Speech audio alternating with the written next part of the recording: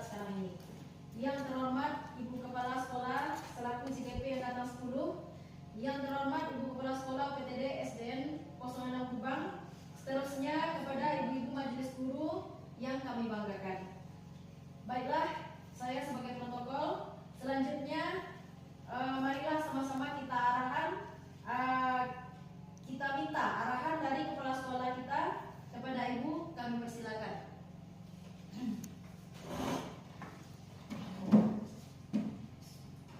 Assalamualaikum warahmatullahi wabarakatuh.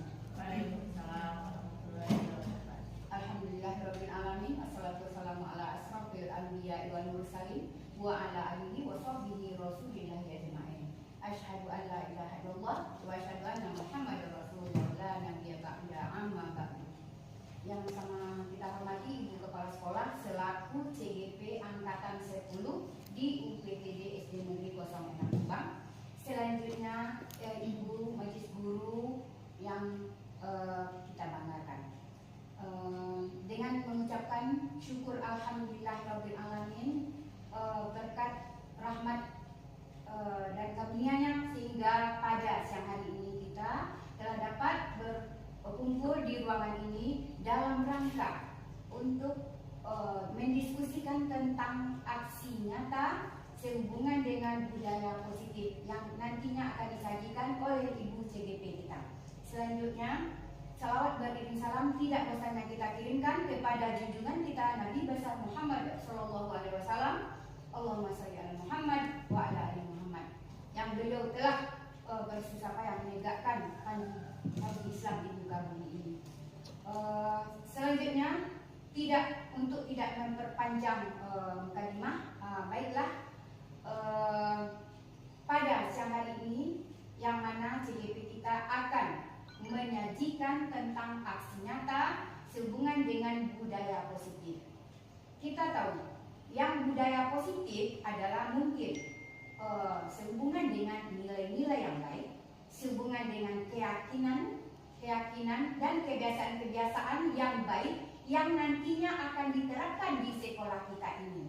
Nah, dengan demikian kita berharap agar nantinya CGP kita akan mengembangkan, memajukan budaya positif ini di sekolah kita ini, sehingga sekolah kita ini, pendidikan di sekolah kita ini akan menjadi lebih bertambah, lebih maju atau lebih berkualitas dibanding dengan sekolah yang lainnya.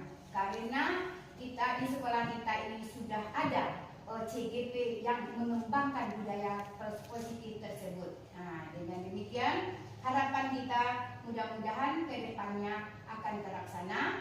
Nah, untuk itu marilah kita minta kepada Ibu Kepala Sekolah atau Ibu CGP untuk menyajikan aksi nyata tersebut. Demikian saja. Terima kasih. Billahi taufiq wal hidayah. Wassalamualaikum warahmatullahi wabarakatuh. Terima kasih atas arahan dari Ibu Kepala Sekolah. Selanjutnya kita minta Ibu CGP kita untuk menyajikan materi beliau tentang budaya positif. Kepada Ibu CGP kita persilakan. Terima kasih moderator. Izin ibu-ibu. Assalamualaikum warahmatullahi wabarakatuh. Waalaikumsalam. Puji syukur kita ucapkan kepada kehadiran Allah Subhanahu wa taala yang telah melimpahkan rahmat dan karunia-Nya kepada kita bersama, sehingga pada hari ini kita bisa mengikuti kegiatan kita ini di SD yang kita cintai. Dan tidak lupa pula kita kirimkan salawat dan salam kepada Nabi kita, yakni Nabi Muhammad SAW, yang telah membawa kita dari alam kegelapan ke alam yang terang benderang seperti adanya sekarang ini.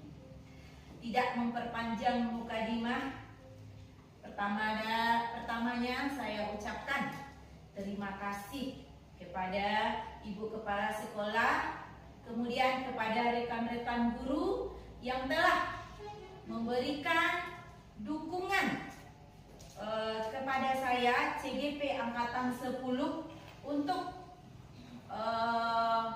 memenuhi tugas, yaitu tugas aksi nyata, yaitu modul 1-4. Nah, pada kesempatan ini kami memberikan arahan-arahan, kemudian memberikan sedikit ilmu supaya bisa kita berkolaborasi di SD kita ini, kemudian dengan tidak menggurui, kemudian kita bersama-sama untuk memajukan SD yang kita cintai ini supaya SD kita ini lebih maju nantinya.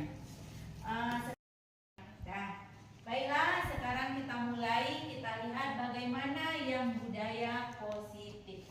Di sini kami desiminasi modul 14 yaitu budaya positif oleh Mary Lucianti dari UPTD SDN 06 Kubang, CGP angkatan 10. Tujuan kita di sini adalah yang pertama sebagai pengembangan budaya positif di sekolah. Yang kedua, sebagai budaya membangun kolaborasi antar warga sekolah dalam mengembangkan budaya positif di sekolah. Yang ketiga, rekan sejawat terdorong untuk mulai menerapkan model pengembangan budaya positif di sekolah kita ini. Jadi, kita mempunyai 3 tujuan yang ada di kegiatan kita pada hari ini. Kemudian latar belakangnya dari kegiatan kita ini adalah sekolah hendaknya menjadi tempat yang nyaman, aman, dan menyenangkan bagi murid untuk menumbuhkan kekuatan kodratnya. Hal ini sejalan dengan filosofi pendidikan kita, yaitu Bapak Ki Hajar Dewantara, bahwa pendidikan harus berpihak kepada murid dengan memerdekakan murid untuk belajar sesuai dengan kodrat alam dan kodrat zaman. Untuk mewujudkannya hal tersebut maka bisa dilakukan dengan menumbuhkan budaya positif di sekolah kita ini. Kemudian, supaya anak, guru, ibu-ibu tidak tegang, kita ice breaking dulu. Yang pertama kita lihat gambarnya. Gambar apa ini? Panda. Panda. Coba kita lihat. Ibu Nopi, gambar apa itu Ibu Nopi? Kucing. Kalau Ibu Ipil? Panda. Ibu Iwin? Kucing. Berarti 2 jawaban. Ada yang menjawab panda, ada yang menjawab kucing. Coba kita lihat yang benarnya apa? Yang benarnya adalah panda. Tepuk tangan untuk ibu kita yang benar. Yang kedua, breaking yang kedua, yaitu ada gambar. Apakah ini? Coba perhatikan. Gambar apakah kira-kira ibu-ibu? Itik. Nah, semuanya menjawab itik. Coba kita lihat. Gambarnya gambar apa? Gambar kuda. Ternyata ekornya seperti itik, kepalanya kuda. Nah, lanjut yang ketiga. Gambar apakah itu? Butterfly. Kupu-kupu. Kupu-kupu. Coba perhatikan. Lihat kupu-kupu itu. Nah, berarti ibu-ibu menjawab itu. Nah, berarti jawabnya adalah gajah, ibu-ibu. Ternyata telinganya dikasih warna-warni seperti kupu-kupu. Nah,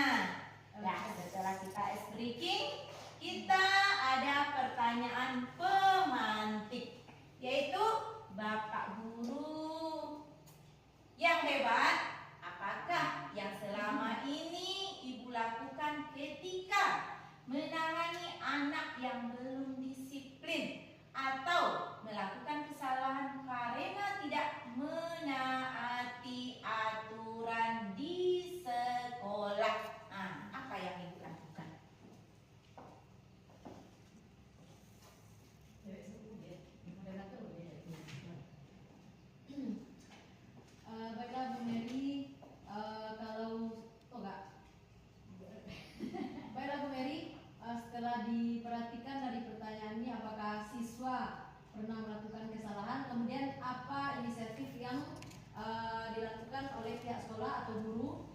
Di sini kalau saya sebagai guru yaitu memberikan hukuman itu tergantung kepada masalah yang dihadapi siswa. Yang kemudian teguran juga seandainya mereka itu tidak terlalu fatal, mungkin bersifat teguran. Misalnya membuang sampah di sembarangan tempat atau menjahili teman, itu bisa dikasih teguran. Kemudian konsekuensi yang terakhirnya mungkin bisa seandainya masalah itu terlalu rumit, bisa juga dipanggil orang tuanya untuk datang ke sekolah. Mungkin itu Bu Mary. Terima kasih. Bagus Ibu Meta. Ya, berarti Ibu Meta menangani anak selama ini berarti berdasarkan kasusnya. Ya, seperti itu berarti kesimpulannya ya kan Bu Meta? Ya. Dan coba Ibu apa lagi? Ibu Ipil, bagaimana Ibu Ipil menangani masalah anak yang belum disiplin?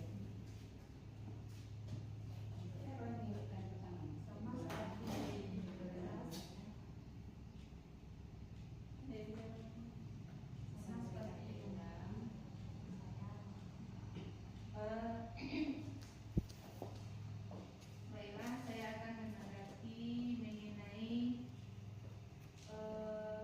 apa yang selama ini Bapak Ibu lakukan ketika menangani anak yang belum disiplin atau melakukan kesalahan karena tidak menaati aturan di sekolah. Apakah Bapak Ibu memberikan hukuman? Ya, di sini ya kami memberikan hukuman. Ya sama saya seperti Bu Meta tadi, tergantung kesalahannya. Kemudian memberikan teguran.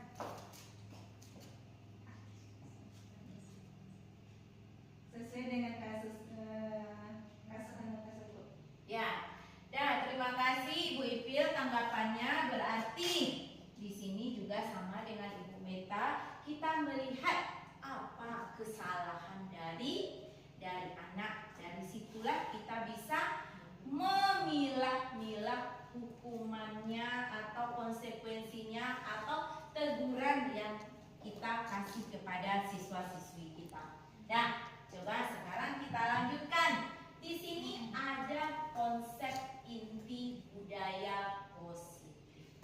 Nah, konsepnya di sini ada itu 6. Yang pertama ada disiplin positif. Yang kedua ada motivasi perilaku manusia. Kemudian ada keyakinan kelas. Ada kebutuhan dasar manusia, 5 kebutuhan dasar manusia. Kemudian ada lagi 5 posisi kontrol dan segitiga restitusi. Itulah konsep dari inti budaya positif. Ada 6. Nanti ke-6-nya ini akan kita bahas. Berarti di sini konsep inti budaya positif itu ada 6 bagian. Nah, kita lanjutkan dulu yang pertama yaitu disiplin positif.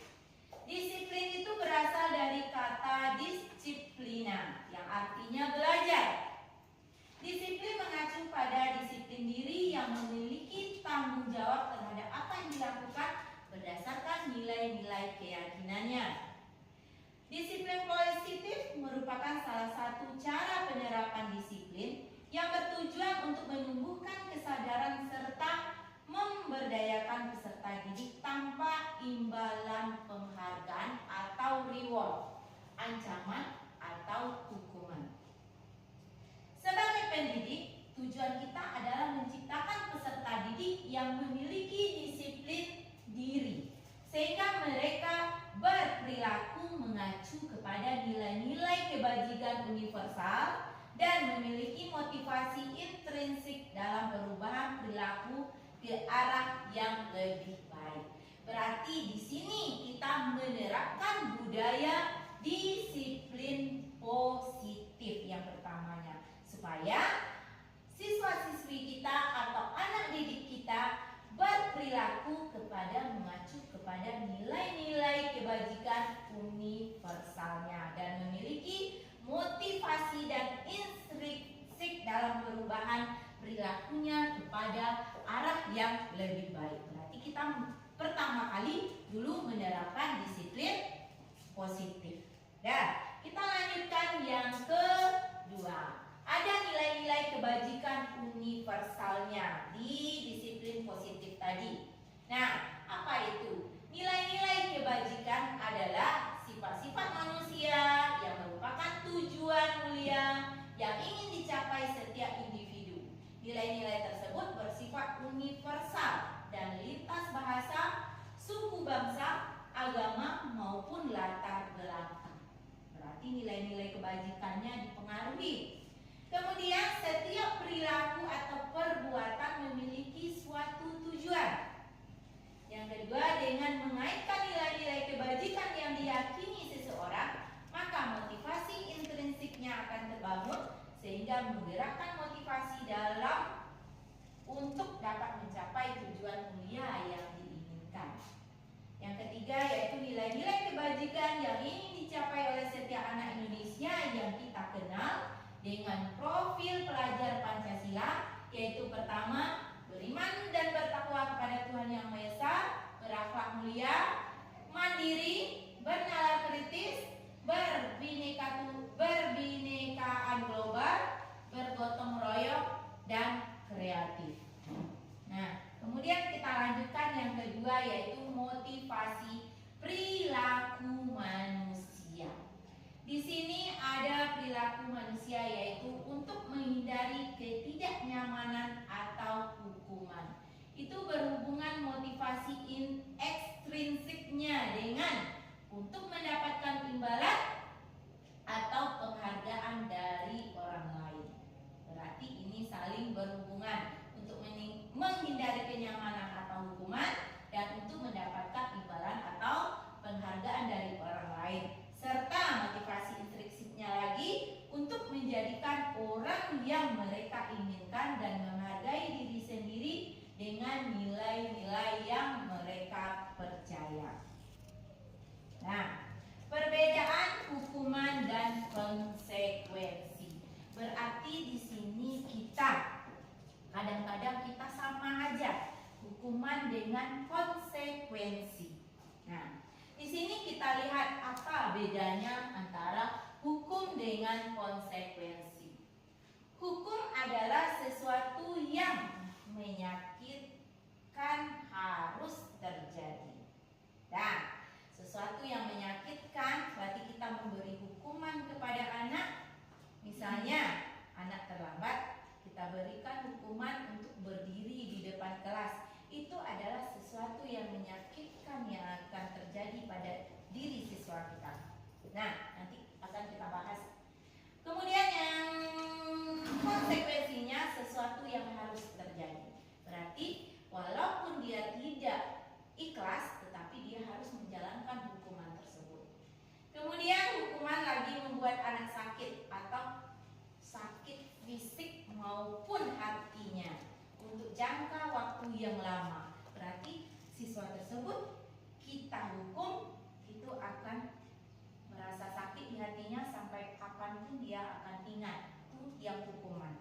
Tetapi kalau yang konsekuensi itu anak akan menghargai disiplin itu. Nah, yang ketiga, anak membenci disiplin kalau kita hukum. Nah, kalau konsekuensi yang kita berikan, anak akan menghargai disiplin. Nah, kemudian paksaan. Anak terpaksa menjalani hukuman kalau dia dihukum. Tetapi kalau kita memberikan konsekuensi, anak akan stimulus dan memberikan tanggapan. Berarti dia akan memberikan tanggapan yang positif, bahwa dia merasa, oh saya memang bersalah, memang ini konsekuensi yang harus saya laksanakan. Kemudian kalau kita memberikan hukuman, kita juga akan konsep diri yang buruk. Berarti nanti di hati atau pikiran siswa-siswi kita akan ada konsep diri yang buruk di dalam pikirannya. Kemudian kalau kita beri konsekuensi, itu konsep dirinya akan baik. Ada budaya positif yang akan tumbuh di sana nanti. Kemudian belajar untuk menyembunyikan kesalahan. Dia nanti karena takut dihukum, dia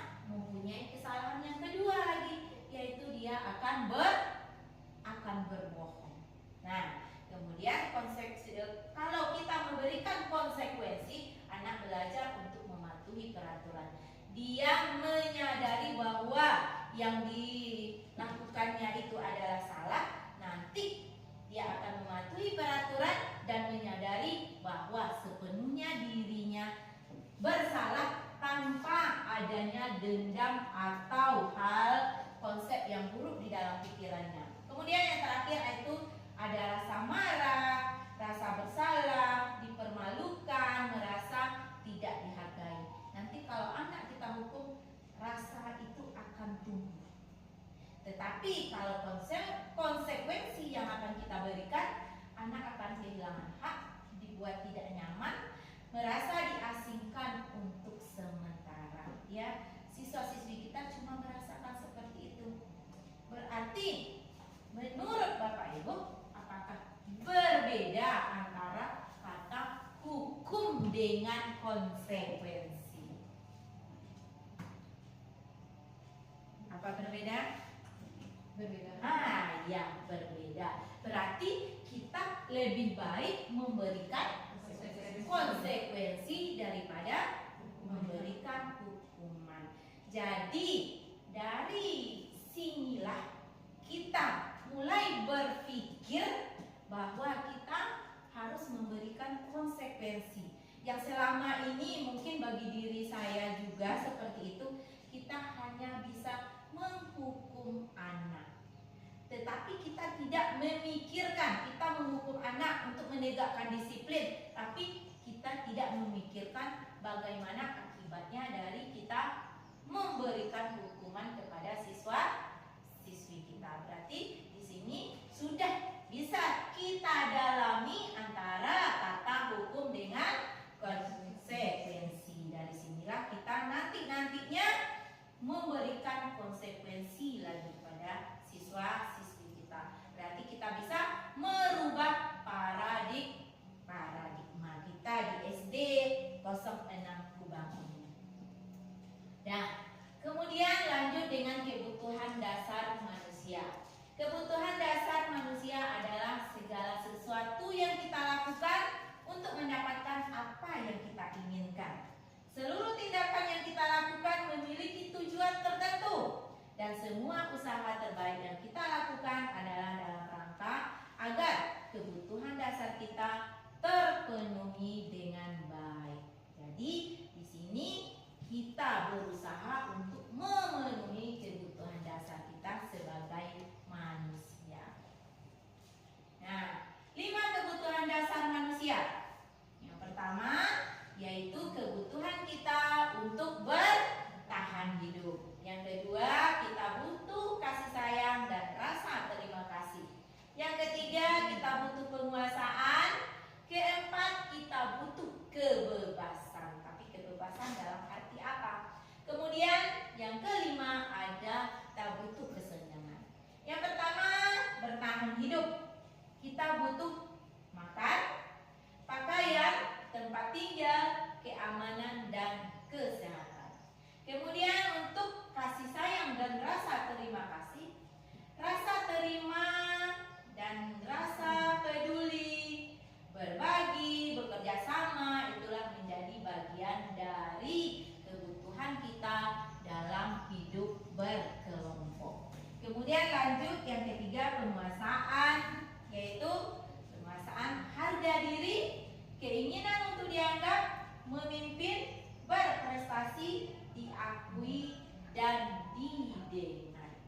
Nah, yang keempat yaitu kebebasan. Berarti kita memiliki kebebasan, yaitu kebebasan yang pertama, mandiri, memiliki pilihan, mencoba hal yang baru, mampu mengendalikan arah dirinya. Yang kelima yaitu kesenangan. Kesenangan kita bermain, kesenangan kita humor, bercanda, antusiasme, dan tertawa. Itulah merupakan kesenangan. Berarti ada 5 kebutuhan kita sebagai manusia. 5 posisi kontrol guru. Nah, kita sebagai guru mempunyai 5 posisi kontrol. Nanti kita lihat termasuk yang mana kita. Yang pertama 5 posisi kontrol itu, yang pertama adalah penghukum. Berarti kita sebagai guru berhukum. Yang kedua, pembuat merasa bersalah. Berarti masuk dia tadi ke konsekuensi. Yang ketiga, teman. Nah, kita membawakan ke siswa-siswi kita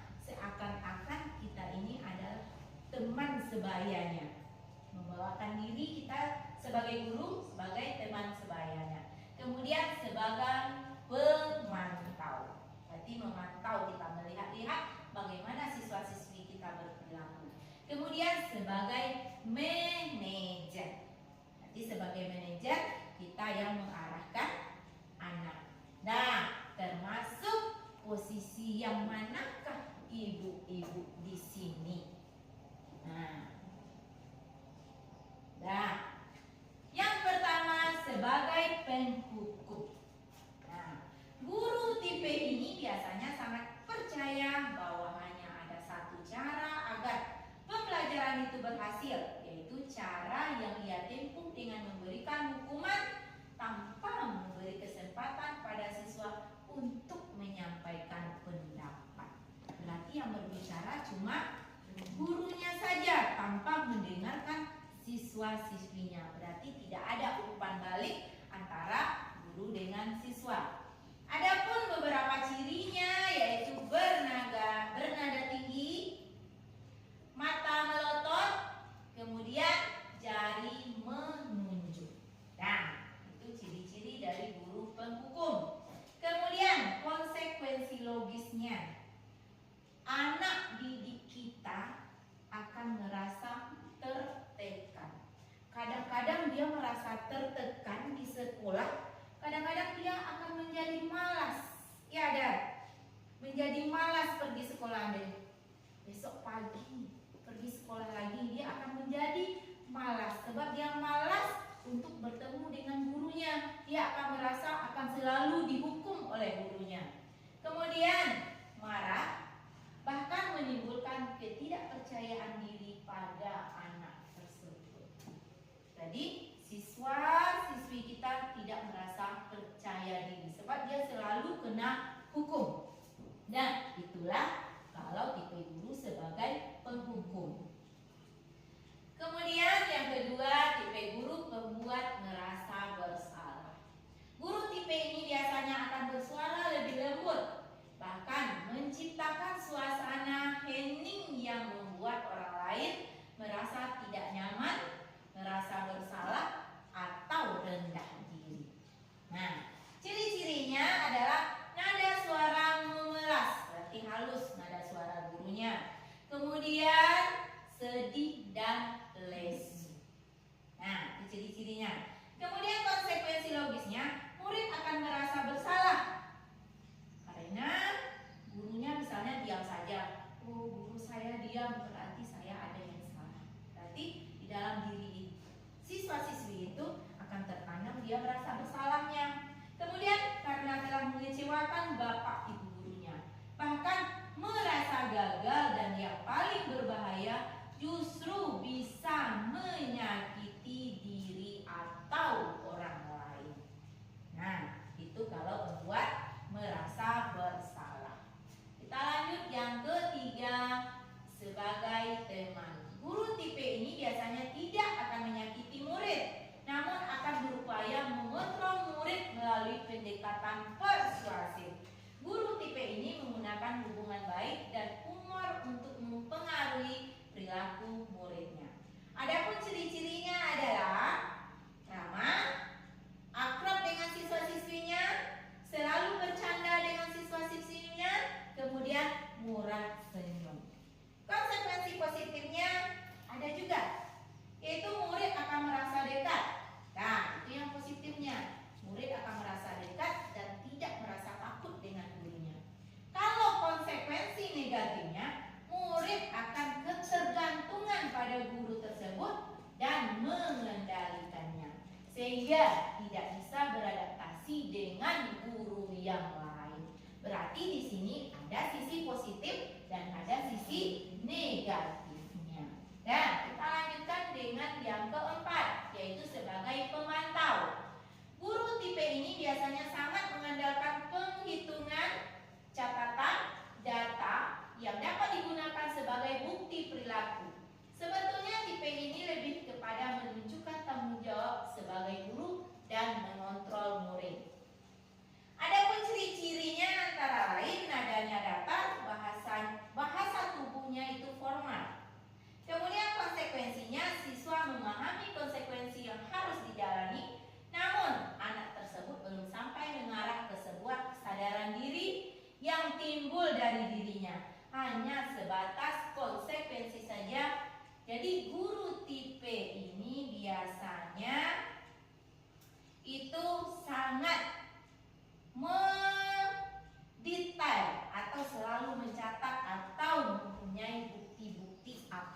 yang dilakukan oleh siswa-siswinya.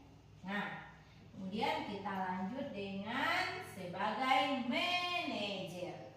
Guru tipe ini adalah posisi di mana guru berbuat sesuatu bersama dengan murid, mempersilahkan murid untuk bertanggung jawab atas perilakunya dan mendukung murid agar dapat menemukan solusi atas permasalahan dirinya sendiri.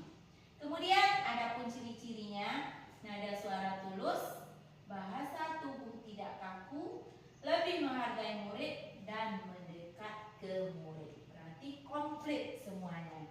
Konsekuensi logisnya, siswa merasa dihargai, terbuka, berarti siswa-siswi kita bisa berbicara atau bisa curhat dengan gurunya dan dapat menemukan solusi permasalahannya sendiri tanpa ada kekhawatiran yang akan terhakimi. Berarti dia tidak merasa takut untuk akan dihukum.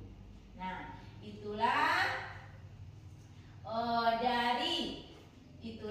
dari 5 posisi guru. Jadi kita termasuk yang mana? Setelah ciri-cirinya kita lihat tadi, sudah kita tahu bagaimana ciri-cirinya. Jadi kita bisa merenungkan termasuk guru yang bagaimana saya ini.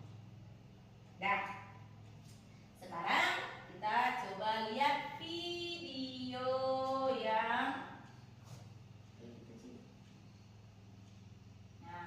sekarang coba kita lihat videonya.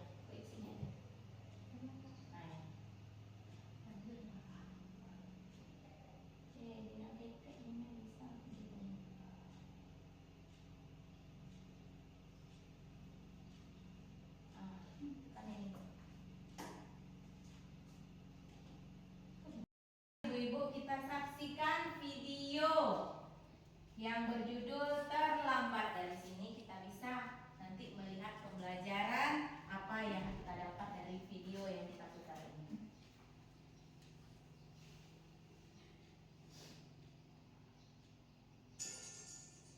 Ibu sudah pernah bilang kan sama kalian semua, kalau ibu sengaja mengambil jam pertama untuk mata pelajarannya ibu, untuk melatih kalian disiplin. Kalian tahu kan peraturannya ibu? Kalau ibu tidak akan mulai pelajaran kalau masih ada yang terlambat. Kalian tidak apa? Hah? Dari ibu dengar kan? Kenapa masih ada yang terlambat? Kayla mana? Kayla di mana? Pokoknya ibu sudah bilang, ibu tidak akan mulai pelajaran kalau ada yang terlambat. Kayla, sini kok. Apa lagi alasan Kayla?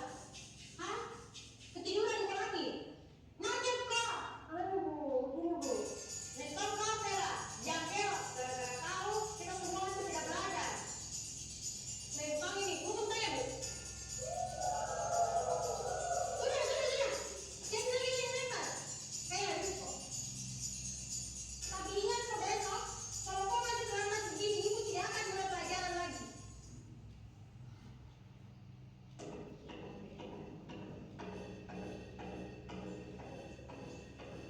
Selamat pagi anak-anak.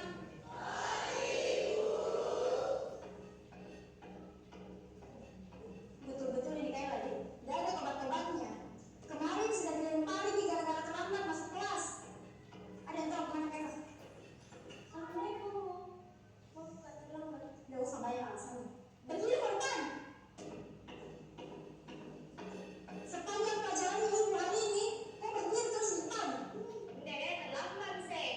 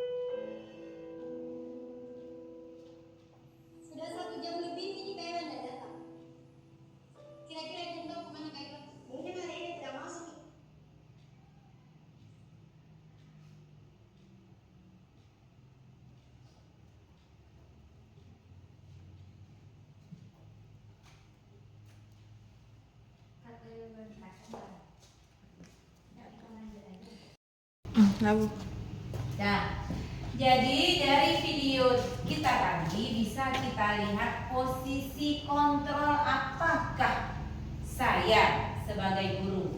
Nah, di sini ada pertanyaan, saya kecewa sekali dengan kamu. Ya, ada posisi kontrolnya, saya mengungkapkan saya kecewa sekali dengan kamu. Kemudian lanjut lagi dengan posisi kontrol kita yang kedua, yaitu kita bisa mengatakan kamu tidak pernah benar melakukannya. Berarti dia tidak benar-benar melakukannya. Nah, kemudian yang ketiga, posisi kontrol yang kita lakukan bisa kita dengan mengatakan apakah rencanamu untuk menyelesaikan masalah ini. Nah, berarti kita berikan pertanyaan kepada siswa-siswi kita bagaimana cara dia menyelesaikan masalahnya. Berarti dia yang akan berpikir mandiri nanti memikirkan pemecahan masalah yang dihadapinya. Berarti itulah tadi guru sebagai manajer. Kemudian posisi kontrolnya lagi, ayolah lakukan demi Bapak Ibu ya. Berarti kita mengajak anak kita kembali menyadari apa-apa yang sudah dikerjakannya. Kemudian kita lihat lagi keyakinan kelas. Kita tahu pertama kita tahun ajaran baru, pertama kita menghadapi murid kelas kita akan membuat suatu keyakinan kelas. Nah, mengapa keyakinan kelas? Mengapa bukan peraturan kelas? Kenapa dek keyakinan kelas namanya? Mengapa bukan peraturan kelas? Berarti di sini berbeda antara kata keyakinan kelas dengan peraturan kelas. Yang selama ini kita buat adalah peraturan kelas. Nah, kita lanjutkan. Nah, peraturan beda peraturan dengan keyakinan kelas. Nah, kalau peraturan itu selalu kembalikan buku ke tempatnya. Nah, selalu kembalikan buku ke tempatnya itu merupakan suatu kalimat perintah. Nah, sedangkan kalau kalimat di keyakinan kelas itu adalah tanggung jawab. Berarti kesadaran siswa untuk mengembalikan buku di mana dia mengambilnya, di situ dia kembalikan. Berarti dia di dalam diri siswa kita ada rasa tanggung jawab. Kemudian ada peraturan dilarang mengganggu orang lain. Nah, itu juga perintah. Kemudian kalau bunyi dari keyakinan kelas yaitu menghormati orang lain. Berarti dia otomatis menghargai orang lain, dia otomatis tidak akan mengganggu orang lain. Kemudian yang ketiga, hadir di sekolah 15 menit sebelum pembelajaran dimulai.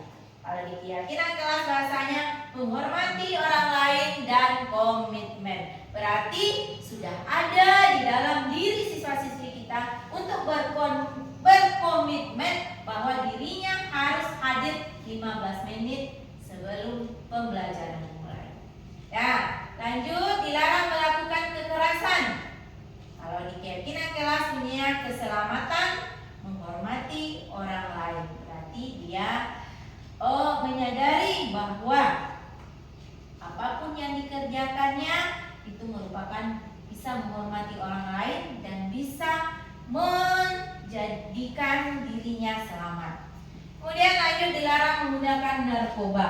Berarti kalau di keyakinan kelas itu merupakan kesehatan dirinya. Dia menjaga dan menyadari menjaga kesehatan itu lebih baik. Kemudian bergantian atau menunggu giliran. Itu merupakan peraturan. Kalau di keyakinan kelas menghormati orang lain dan bersabar. Berarti bersabar untuk mengantri. Lanjut, gunakan masker. Nah, kalau di keyakinan kelas kesehatan dan keselamatan. Lanjut, jangan berlari di kelas atau koridor. Di Keyakinan kelas bunyinya keselamatan dan keamanan. Kenapa demikian? Nanti jika anak berlari-lari di koridor kelas, dia akan mengakibatkan dia akan jatuh dan ada yang celaka. Itulah bedanya antara peraturan kelas dengan keyakinan kelas. Berarti kesimpulannya, jika peraturan berarti itu harus dikerjakan. Berarti itu adalah juga dalam bentuk hukuman, dalam bentuk memaksa. Tetapi kalau di keyakinan kelas, bersama-sama kita dengan siswa itu membuat suatu kesepakatan kelas. Nah, itulah bedanya antara peraturan kelas dengan keyakinan kelas. Nah, kita lanjutkan dengan pembentukan keyakinan kelas. Nah, kalau pembentukan keyakinan kelas ini yang pertama yaitu bersifat abstrak. Nah, berarti abstrak itu langsung kita berkomunikasi dan berkolaborasi dengan siswa untuk membuat keyakinan kelas. Yang kedua, berupaya pernyataannya universal. Dibuat dalam pernyataan positif. Berarti kita menggunakan kata-kata positif, tidak menggunakan kata tidak. Nah, yang keempat, sedikit saja agar mudah diingat. Nah, kita buat sedikit tetapi mudah diingat oleh anak-anak. Sesuai dengan kondisi kelas dan sekolah sehingga mudah diterapkan. Dan terakhir, semua warga sekolah atau warga kelas dilibatkan saat membuat keyakinan kelas. Nah, itulah cara-cara dari pembentukan keyakinan kelas kita. Nah, kita lanjut ke segitiga restitusi. Nah, segitiga restitusi adalah sebuah cara menanamkan disiplin positif kepada murid. Bukan untuk menebus kesalahan, namun untuk belajar dari keselamatan. Dan segitiga restitusi ini ada validasi kebutuhan, ada keyakinan, dan ada menstabilkan identitas. Nah, itu namanya segitiga restitusi. Nah, selanjutnya kita lihat dulu sebelum 3 langkah restitusi, kita ice breaking dulu.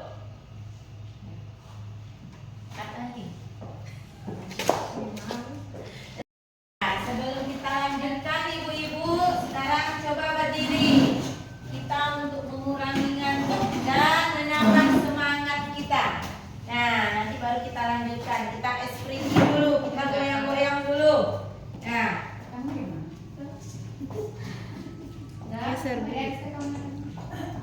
nah,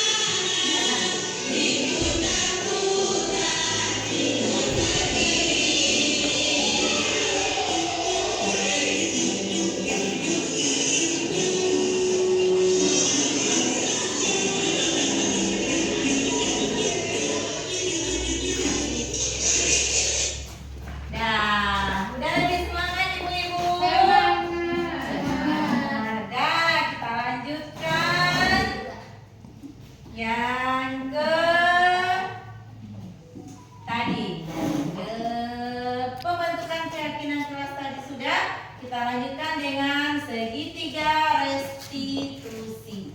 Nah, di dalam segitiga restitusi itu ada 3 langkah restitusi, yaitu menstabilkan identitas, yang kedua validasi tindakan yang salah, yang ketiga itu menanyakan keyakinan. Nah, itu 3 langkah restitusinya. Nah, lanjut kita menstabilkan identitas. Yang pertama kita bahas dulu, yaitu bagian dasar dari segitiga restitusi, yaitu yakni bertujuan untuk mengubah identitas anak dari orang yang gagal karena melakukan kesalahan menjadi orang yang sukses. Karena sesungguhnya anak yang melanggar peraturan karena mencari perhatian adalah anak-anak yang sedang mengalami kegagalan. Maka kita sebagai guru atau orang tua harus bisa menstabilkannya agar anak tersebut tidak merasa terhakimi. Jadi itulah tugas kita sebagai guru, yaitu menstabilkan identitas. Nah, yang kedua adalah validasi tindakan yang salah. Berdasarkan prinsip setiap perilaku berupaya memenuhi suatu kebutuhan tertentu, yaitu kamu pasti punya alasan mengapa melakukan hal itu. Itu yang kita tanyakan kepada siswa-siswi kita. Tidak langsung kita seperti tadi yang divideokan tadi, kita langsung menghukum anak. Tapi kita tanyakan dulu, kamu pasti punya alasan mengapa melakukan hal itu. Yang kedua, padahal kamu bisa melakukan yang lebih buruk dari ini. Yang ketiga, kamu patut bangga karena telah melindungi sesuatu yang penting buatmu. Yang keempat, kamu melakukannya karena mempertahankan sesuatu yang penting bagimu. Misalnya, suatu siswa-siswi kita pada waktu itu berkelahi misalnya. Nah, kita lanjutkan dengan yang kedua, yaitu validasi tindakan yang salah. Melibatkan pengakuan dan penerimaan perasaan serta tindakan siswa. Dengan mengakui perasaan dan tindakan siswa, itu membantu siswa merasa didengarkan dan diperhatikan.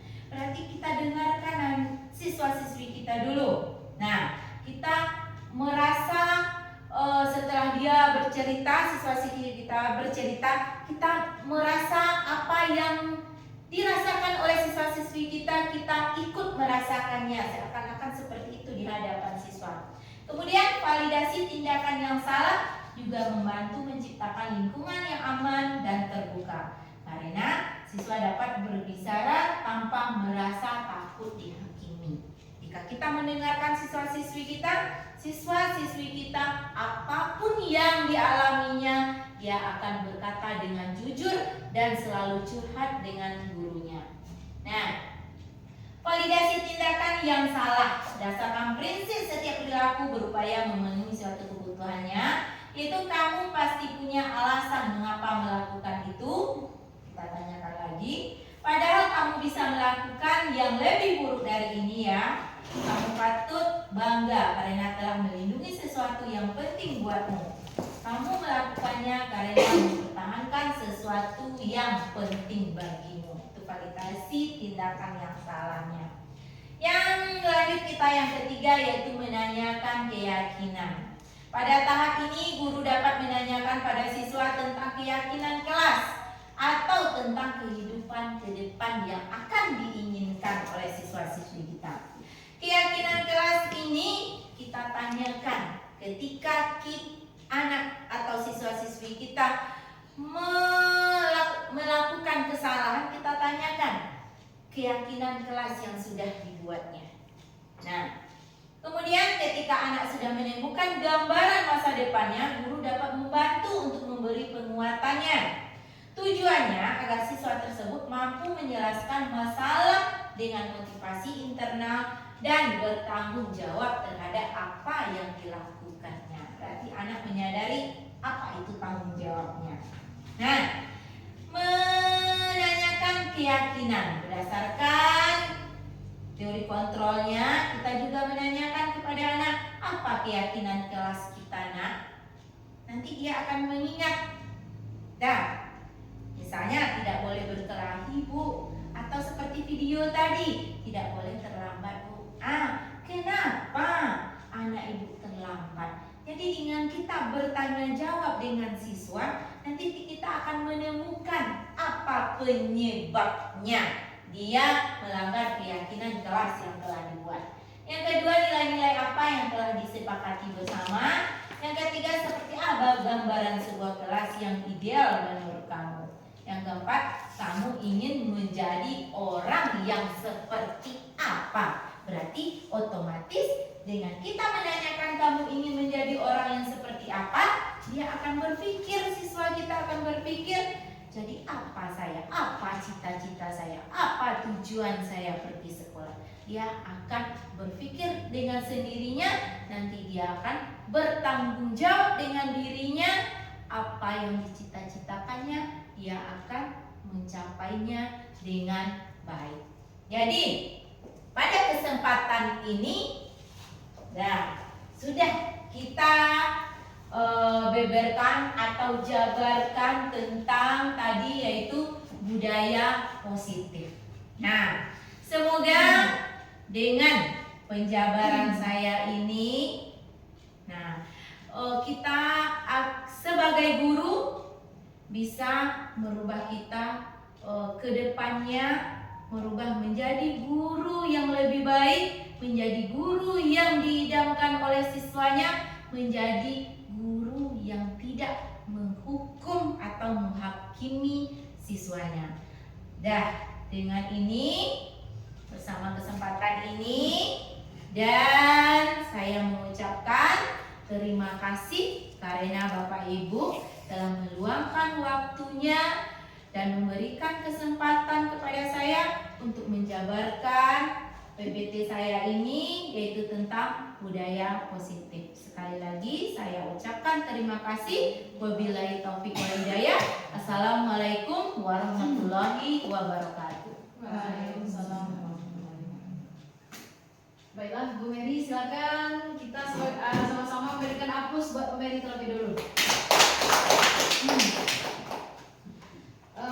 Baiklah, dari tayangan dan penyampaian yang disampaikan oleh Ibu JKP kita angkatan 10, Ibu Mary Lucianti, dari sini kita bisa menyimpulkan bahwa segala sesuatu yang kita ambil sebaiknya kita dengarkan dulu pendapat dari orang lain, atau kita sebagai guru pendapat dari siswa tersebut, sehingga kita dapat tidak menyesal di kemudian harinya terhadap hukuman atau teguran yang kita berikan kepada siswa kita tersebut. Baiklah, alhamdulillah telah berakhirnya tayangan dan penyampaian dari Ibu Mary, berarti berakhir pula acara kita pada hari ini. Mudah-mudahan ke depannya kita sebagai guru bisa meningkatkan mutu kita sebagai seorang pendidik. Dan sampai hari ini saya sebagai moderator minta maaf apabila ada penyampaian saya yang salah, dan saya sudahi. Assalamualaikum warahmatullahi wabarakatuh. Waalaikumsalam. Cut.